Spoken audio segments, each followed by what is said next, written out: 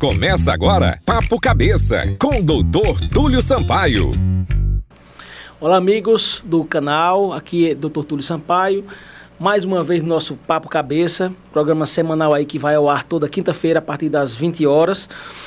E se você não é inscrito no nosso canal, por favor, inscreva-se e já aproveita e dá o like, porque isso aí ajuda o conteúdo chegar a pessoas que precisam dessas informações. Então, hoje nós temos um tema muito importante e muito presente no nosso consultório, no dia a dia da cabeça e pescoço, que são os nódulos e tumores benignos e malignos das glândulas salivares, né? E mais uma vez, contando aqui com a presença do meu amigo José Luiz Menezes, né? Que deixa nosso bate-papo muito mais dinâmico. Um abraço, meu amigo, muito obrigado pela presença mais uma vez. Olá, doutor Túlio, prazer em revê-lo, até vocês que estão aqui no nosso canal, é sempre uma satisfação muito grande ser esse porta-voz das dúvidas dos nossos internautas que acompanham aqui o canal do Papo Cabeça. Bom, então para a gente começar o nosso bate-papo de hoje, já vou começar aqui a fazer as nossas intervenções, né? Vamos aproveitar o doutor Túlio para fazer aquela enxurrada de perguntas e para tirar nossas dúvidas, que eu também estou aqui como um paciente. Doutor Túlio, glândulas salivares. Eu lembro quando pequeno, glândula salivar era que estava tratando só da saliva. Mas existe todo um contexto científico e que eu tenho certeza que no seu consultório chegam muitas situações de pacientes. Explica pra gente, glândulas salivares, o que é isso no nosso corpo? Bem, glândulas salivares é como o nome já diz, são glândulas que produzem saliva, tá certo? E existem vários tipos de glândulas, né? Basicamente nós temos as glândulas salivares maiores, né, que são as parótidas, ficam localizadas nessa região aqui, antes da orelha, né, na região da face, que é aquela glândula que cresce quando o paciente tem papeira, né, a famosa cachumba, sim, né, que é uma parotidite, é uma inflamação dessa glândula, tá certo? Uma inflamação viral. Nós temos as glândulas salivares menores, elas são localizadas principalmente na região do lábio e da boca, tá certo? Na região lá da garganta. Se você morder o lábio, você vai sentir várias bolinhas. Essas bolinhas são as glândulas salivares menores, tá certo? E temos também as glândulas salivares sublinguais, que ficam ali abaixo da língua, tá certo? E as submandibulares, tá certo? Então, assim, essas glândulas, elas são passíveis de patologias benignas e malignas, tá certo? E que ela responde aí com uma parcela importante das patologias de cabeça e pescoço. Entendi. É como se fosse uns lubrificantes que nós temos aqui nessa região da boca, da língua, da face, para poder a boca e a garganta serem lubrificadas, é isso? Exatamente. Na verdade, assim, a saliva ela é um importante ator na digestão dos alimentos. Então, assim, a digestão dos alimentos, ele já começa na boca, né? Entendi. Porque a saliva, ela produz uma substância que chama-se pitialina, né? Que ela já começa a fazer a digestão dos alimentos ali na boca, né? O senhor falava que existem várias glândulas salivares, mas existe uma série de ramificações. Quais são essas que o senhor poderia falar aqui pra gente hoje? Bom, as parótidas, né, que são as glândulas salivares maiores, tá certo? Fica localizado nessa região aqui, né, da face. Tem as submandibulares, né? Ela fica nessa região abaixo da mandíbula, tá certo? Tem as sublinguais, que ela fica por dentro da boca, tá certo? Embaixo da língua, como o nome já diz, sublingual. E tem as salivares menores, tá? Que fica na região posterior da garganta e no lábio, né? Tem diferença de tamanho, por exemplo? Com certeza. As parótidas são consideradas glândulas salivares maiores, tá certo? E elas principalmente são acometidas por tumores benignos. Quando tem um nódulo, a imensa maioria dos nódulos são benignos. A gente tem uma diferenciação de que 80% dos nódulos que acometem a parótida são benignos, tá certo? 20% são malignos, em que o principal é o adenoma pleomórfico, que é o principal tumor benigno é o adenoma pleomórfico, e o principal tumor maligno é o adenoide cístico ou mucoepidermoide, tá certo? Nas glândulas salivares menores, ou seja, a que fica no lábio, sim, isso inverte. Então, 80% são malignos, tá certo? E 20% benignos, tá certo? E o tipo histológico é o mesmo. Entendi. E quando a gente fala de sublingual e submandibular, é meio a meio, 50% benigno, 50% maligno. Muito bem. Em relação à pessoa que tem, assim, de vez em quando fica com a boca seca, é algum problema de glândula salivar?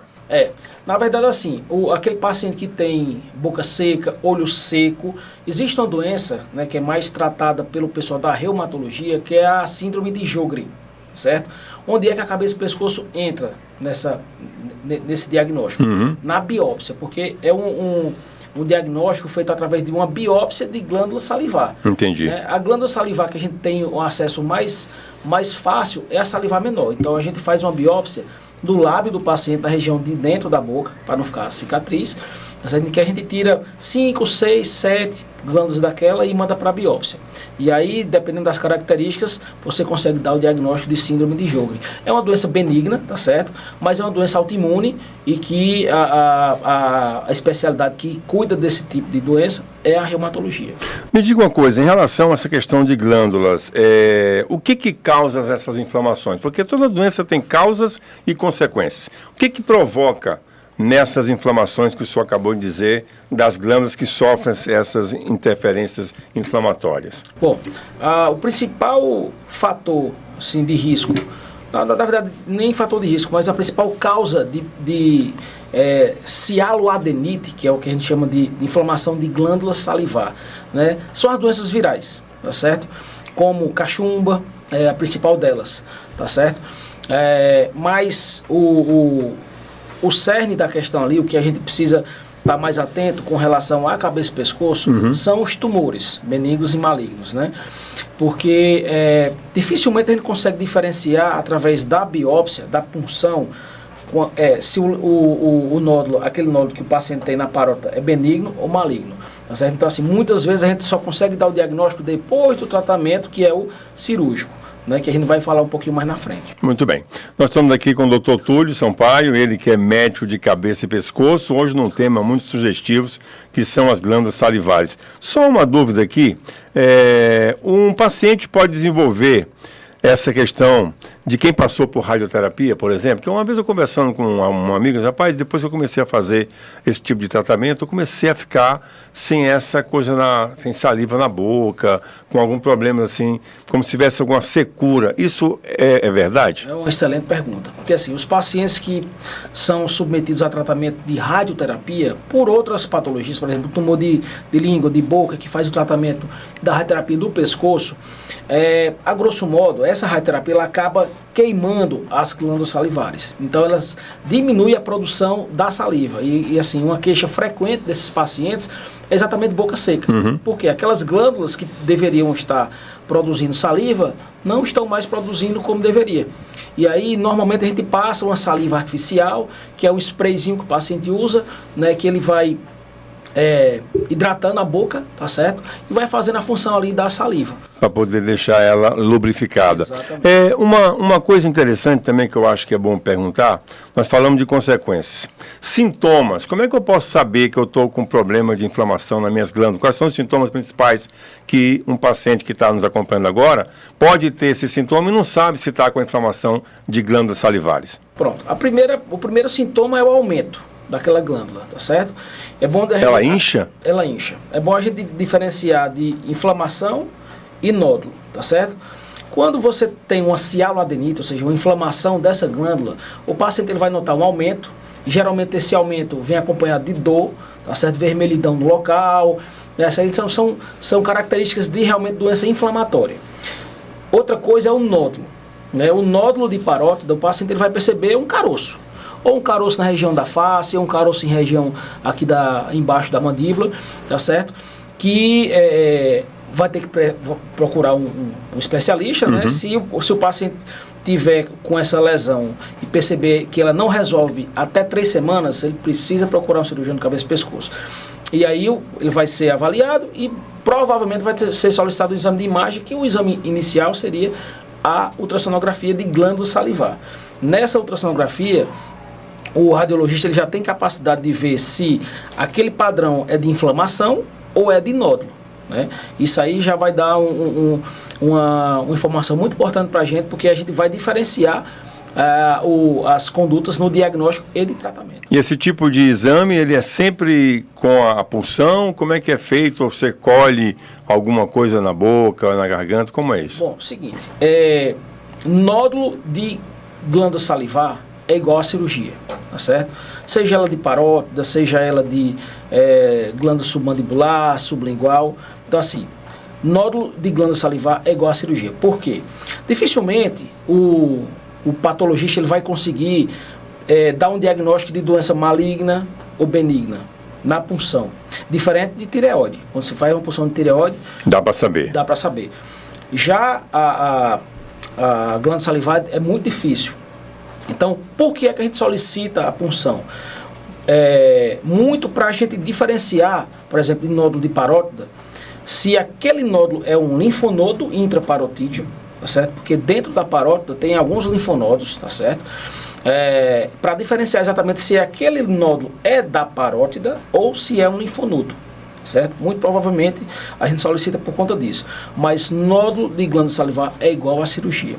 Exatamente porque aquela estatística é extremamente importante. 80% é benigno, quando se fala de glândula salivar maior, e 20% benigno, né? Então, ou maligno, perdão. 80% benigno. Quando é menor. Quando é maior. Quando é maior. Glândula salivar maior, 80% é benigno. Benigno. 20% é maligno. Só que a gente só vai conseguir dar essa certeza depois esse diagnóstico depois de uma cirurgia. Depois da cirurgia. Bom, doutor Túlio Sampaio com a gente aqui no Papo Cabeça. Alguma coisa mais que nós poderíamos já saber um pouco mais sobre essas glândulas salivares que o senhor gostaria de colocar aqui, além das perguntas que nós já fizemos? Pronto. Os fatores de risco, né, para esse tipo de nódulo, né, de tumor de glândula salivar, o principal assim, que chama mais atenção é o tabagismo, né? Existe um tipo de tumor benigno de parótida, que ele está de glândula salivar média também, e está muito associado ao tabagismo, que é o tumor de Warthin, certo? Que é um tumor benigno.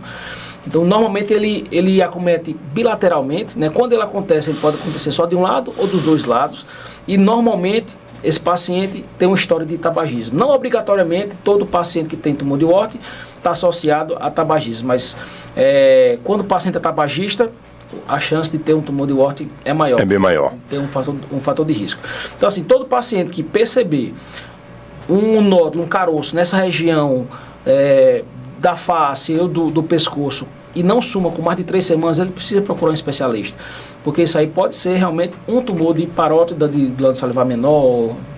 Geralmente as pessoas procuram um clínico geral numa consulta, que vai lá saber de algum sintoma e tal. Então, o clínico ele não tem essa capacidade de saber exatamente se essa glândula está tendo um problema maior. Então, qual é o médico mesmo que cuida disso? Bem, assim, o clínico geral, assim, em teoria, ele deveria saber diferenciar, né? Saber avaliar o paciente. Sim. E dar um diagnóstico ali, esse paciente tem um nódulo de glândula salivar, eu vou mandar ele para o cabeça e pescoço. Então ele já pode começar a solicitar os exames, a sonografia, e direcionar para o cabeça e pescoço. Né? Mas assim, o clínico generalista, ele precisa ter esse discernimento, exatamente para o paciente não perder tempo, porque o que a gente vê muito hoje em dia é o paciente ficar rodando de médico para médico até chegar na gente, isso aí perde tempo. Exatamente. Muitas vezes é um tempo extremamente precioso para esse paciente. Que quanto mais cedo o diagnóstico, melhor o tratamento. Maior a chance de cura desse paciente. Bom, alguma coisa mais que você gostaria de colocar para a gente entrar aqui nas perguntas dos nossos participantes? Uma coisa muito importante também é a gente falar sobre a cirurgia, principalmente a cirurgia de parótida, tá certo? Porque, como eu falei, né, todo nódulo de parótida ou de glândula submandibular é igual à cirurgia, certo? Só que essa cirurgia tem algumas particularidades. O nervo da face, que inerva a musculatura da face, ele passa por dentro da parótida, certo? Então corre um risco de ter problemas. A cirurgia é uma cirurgia muito capciosa, porque você precisa preservar esse nervo, tá certo? Então, muitas vezes eu já peguei paciente no consultório que tinha um nódulo na face e aí acabou sendo submetido a uma cirurgia, não foi dado um diagnóstico correto e foi feita uma pequena cirurgia, aquele paciente lesionou o nervo e chega para mim com paralisia facial. É reversível? Não.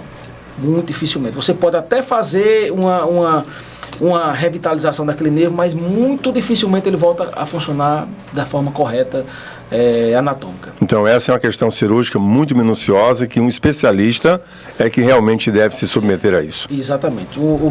O ideal é você fazer esse tipo de cirurgia com um especialista correto, que é a cirurgia de cabeça e pescoço, que é quem tem o conhecimento maior da anatomia da região, né, e da melhor forma de tratamento. Bom, a gente sabe que esse é um assunto técnico, mas com a didática que o doutor Túlio traz para a gente começa a visualizar exatamente o que eu estou sentindo. Tem algumas perguntas aqui de nossos participantes que enviaram para a gente, e eu gostaria de começar com o Claudemir. Ele pergunta: salivação excessiva à noite ao dormir é causada pelo quê e qual o tratamento? Bom, o tipo de salivação excessiva já não tem assim, eu não... não, tranquilo. Essa queixa de salivação excessiva, eu não vejo assim uma associação com doença nodular. O que é que pode causar isso? Pode causar doença do refluxo, tá certo? O refluxo pode causar isso aí. Então, assim, pode ser alguma condição clínica, mas eu não penso que seja nada associado a tumor de glândula salivar, nada do tipo. Muito bem. Aqui chega na pergunta da Maria do Socorro. Problema de salivação excessiva. Existe algum problema que eu preciso procurar um especialista? É como eu falei nessa outra pergunta. Sim, tá, certo. Não tem uma associação com tumor, né? Pode ser alguma condição, seja ela doença do refluxo, né, que aumente essa salivação desse paciente, mas não vejo nenhum problema. Não. Paulo César pergunta: doutor, depois que retirei um linfonodo do lado direito, o lado esquerdo parou de transpirar, mas quando como coisa cítrica, ele começa a transpirar sozinho. O que pode ser? Vê só. Existe uma complicação possível da cirurgia de parótida, que é a síndrome de Frey, certo? O que acontece? Como eu falei, para a gente tirar o nódulo, a gente tem que dissecar o nervo facial, certo? O nervo facial é um nervo primariamente motor, tá certo? E existe nessa região da face alguns nervos sensitivos, tá certo? E o que acontece? Existe um nervo chamado aurículo temporal, que quando você faz a cirurgia e ele tem uma recanalização anômala no pós-operatório, tá certo? Esse paciente ele pode evoluir com o que a gente chama de sudorese gustatória, certo? Porque esse nervo sensitivo, ele acaba se juntando com o nervo motor, tá certo? Que eles vão inervar ali a região da glândula.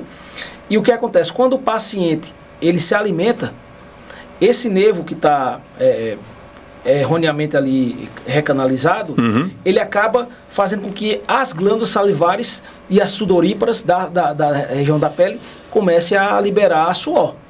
E por isso que a gente chama de sudorese gustatória. Quando o paciente se alimenta, tá certo? Esse nervo estimula as glândulas sudoríparas que produzem suor e elas começam a suar na região da face. Isso é uma síndrome que a gente chama de síndrome de Frey, tá certo? Que é uma complicação possível dessa cirurgia de ressecção de tumor de parótida. Mas isso é muito preocupante ou é uma questão possível de se resolver? Não é preocupante do ponto de vista de gravidade, Sim. Mas é muito incômodo. Porque sempre que o Certamente. paciente se alimentar, ele vai suar nessa região, isso aí incomoda, né? Realmente, o que a gente pode fazer, né, é interpor um retalho muscular, né, para tentar diminuir essa chance, né, Entendi. de síndrome de Frey, mas realmente é uma alteração muito incômoda para o paciente. Não está aí, você que fez a pergunta, uma ótima orientação. Doutor, aqui a Maria de Fátima pergunta: olá, está saindo uma massa branca e pus da glândula salivar embaixo da língua, pelo menos umas 2 vezes na semana, travando a saída da saliva. Com isso, vem um inchaço no pescoço e língua. Coceira aguda, o que eu estou tendo? Pessoal, as glândulas salivares, elas produzem a saliva, e essa saliva, existe uma canalização, um ducto, que ela libera a saliva para dentro da boca, certo? Então, às vezes, o paciente ele tem um cálculo Do jeito que tem cálculo renal, cálculo na vesícula, às vezes você produz cálculo ou dentro da glândula salivar ou então no ducto. Então, quando o paciente tem um cálculo no ducto, né, ela entope esse ducto. Quando o paciente vai se alimentar, produz saliva, ela não consegue sair, entendeu? Então, há o aumento dessa glândula, tá certo? Isso aí causa dor, causa incômodo. Quando a pressão está muito grande, ela afasta o cálculo, diminui e solta. E essa massa branca que ela fala aqui? Pode ser infecção, né? Que ela disse que seguida de pus também? Isso, pode ser, teve uma estase, né, dessa saliva, e aí houve uma infecção, né, uma colonização de bactéria, e pode, eu não avaliar paciente, mas Sim. o que eu penso que pode estar acontecendo é uma cialoadenite por conta de um cálculo ou de alguma obstrução dessa. Então, nesse caso da Maria de Fátima, ela precisa investigar de que forma? Com certeza, precisa procurar um cirurgião de cabeça e pescoço, ele vai avaliar o exame que a gente solicita inicialmente, é uma ultrassonografia simples, tá certo? Mas dependendo do caso, a gente pode solicitar até uma ressonância de ducto salivar, de glândula salivar, tá certo? E o tratamento ideal para fazer isso aí é uma cialoendoscopia. Do jeito que a gente faz endoscopia para ver o estômago, tem um tipo de endoscopia específica que você coloca a câmerazinha dentro do ducto e você consegue ver o cálculo, tirar esse cálculo, tá certo? E resolver sem cirurgia. É um procedimento... que não é todo local que faz, tá certo? É um procedimento mais... específico, né? Exato, mais rebuscado, que não é todo hospital. Não é uma tecnologia que todo hospital tem. Isso. Doutor Túlio Sampaio, Papo Cabeça, atende aqui também na Medleste de Aquiraz, região metropolitana de Fortaleza, tirando aqui nossas dúvidas. A Cíntia pergunta, meu filho tem 4 anos de idade, ele saliva bastante, o que devo fazer? Provavelmente é uma patologia benigna, tá certo? Pela idade, você pode pensar até numa parasitose, né? Numa doença parasitológica que pode cursar com salivação, tá certo? Não pense que seja nada maligno, nada... o ideal é procurar um pediatra, né? Que aí ele vai fazer o tratamento correto para esse paciente. Muito bem. Aqui o Ronaldo Feitosa, quando tenho contato com coisas muito temperadas, principalmente ácidas, as minhas glândulas salivares doem e produzem muita saliva. Tenho leve inchaço e parece que o nervo abaixo da língua também incomoda. É problema? Eu não pensaria em nada maligno, tá certo? Mas existe uma síndrome que é chamada de síndrome da primeira mordida, né? Que é First Bite Syndrome, tá certo? E o que acontece? Quando o paciente ele se alimenta com alimentos cítricos, ou ele vai iniciar a alimentação, ele sente uma dor muito grande nessa região de trás aqui, tá certo? E é um tratamento que não tem um intuito cirúrgico, né? Normalmente você faz um tratamento com medicações para dor crônica, tá certo? Mas não tem um tratamento assim específico cirúrgico para isso, tá certo? O ideal é mudança do hábito alimentar, diminuir esse tipo de alimentos mais ácidos, tá certo? E o uso de medicações de uso crônico. Vixe, agora eu fiquei preocupado, doutor, porque quando eu como tamarindo, eu sinto esse incômodo aqui. Só muito tamarindo, que é muito ácido e muito azedo. Eu sinto um pouquinho isso aí que o senhor falou. Mas isso aí é característico desse tipo de alimento, né? No seu caso, seria um ponto específico desse tipo de alimento, né? Se todo alimento que você se alimentasse, seja ele cítrico ou não, você sentisse essa dor, aí sim a gente poderia pensar nessa síndrome.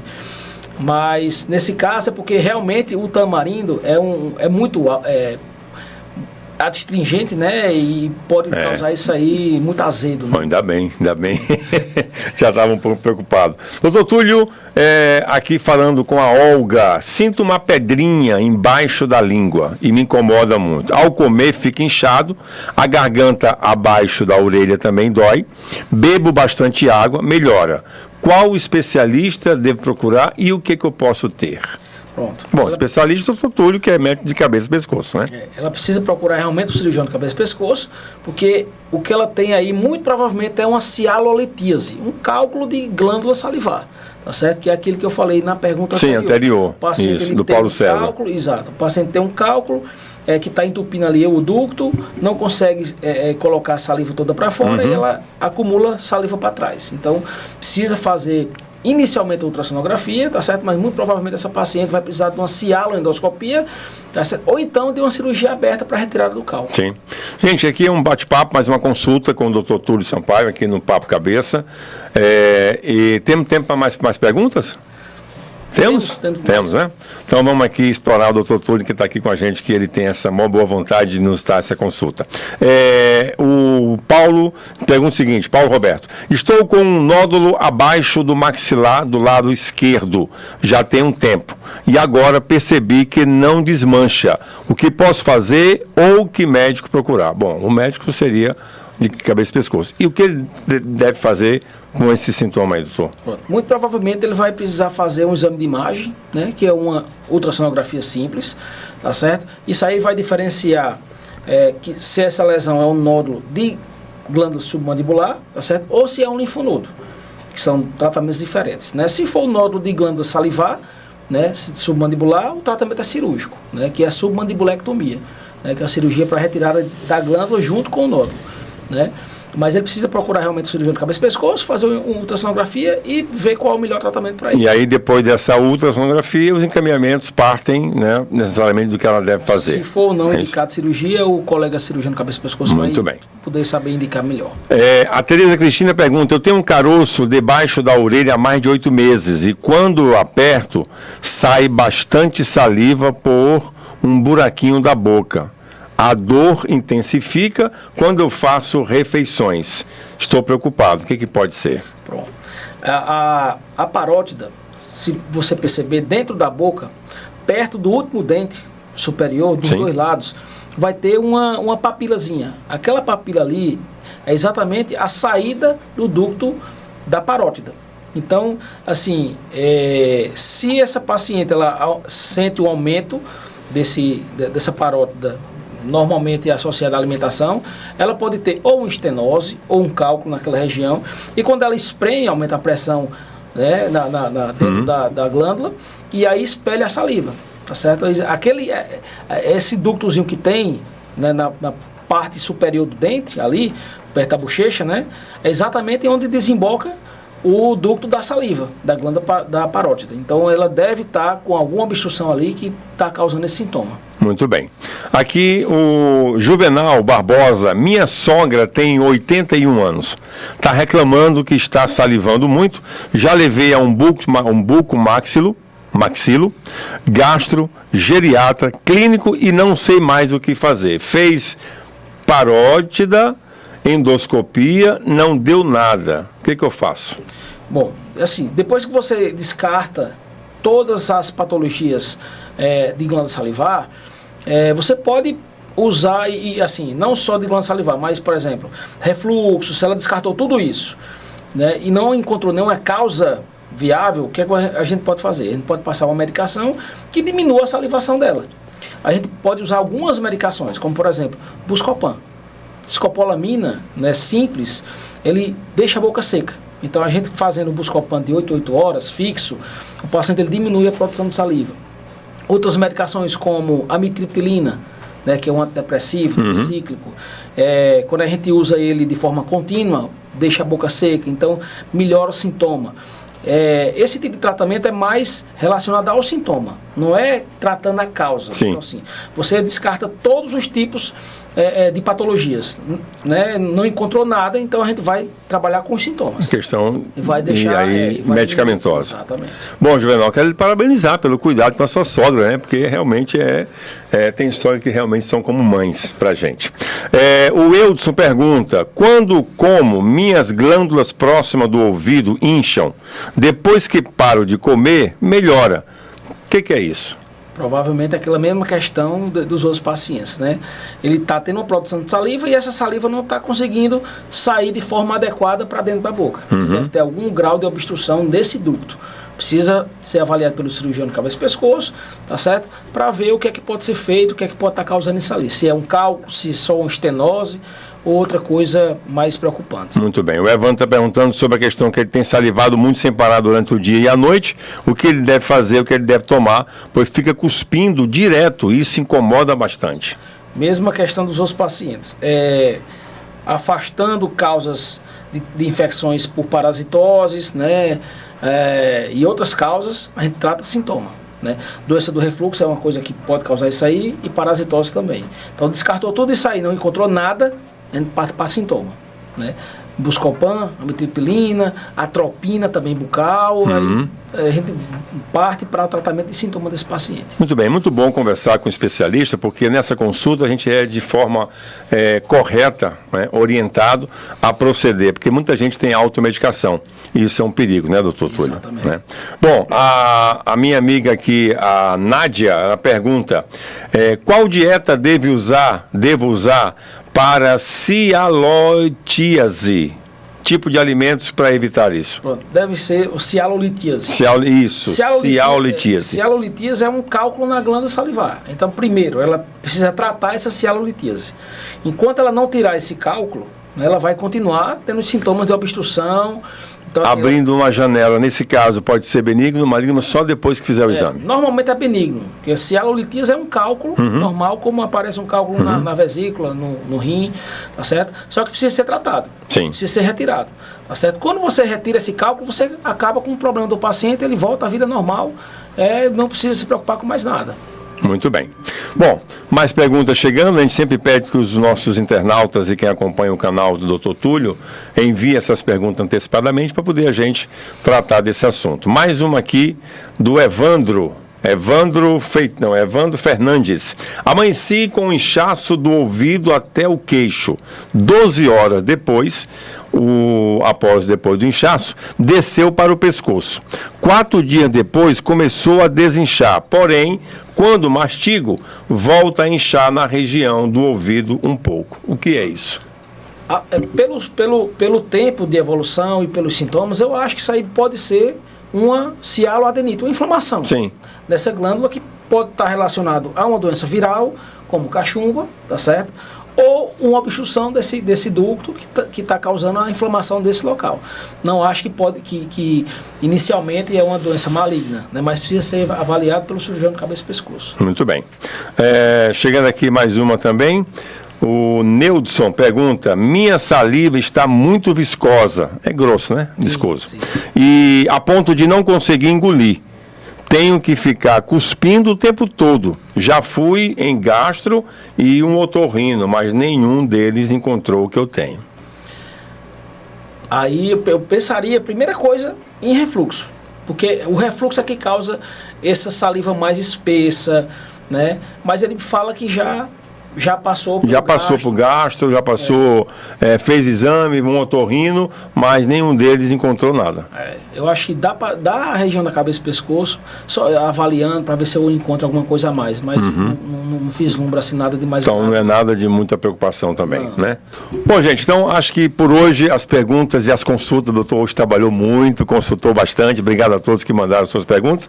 E eu aqui só agradeço a essa oportunidade de ser esse porta-voz e tratar da sua saúde no Papo Cabeça, aqui no canal do Dr. Túlio Sampaio. Obrigado, meu amigo, um forte abraço e até a próxima.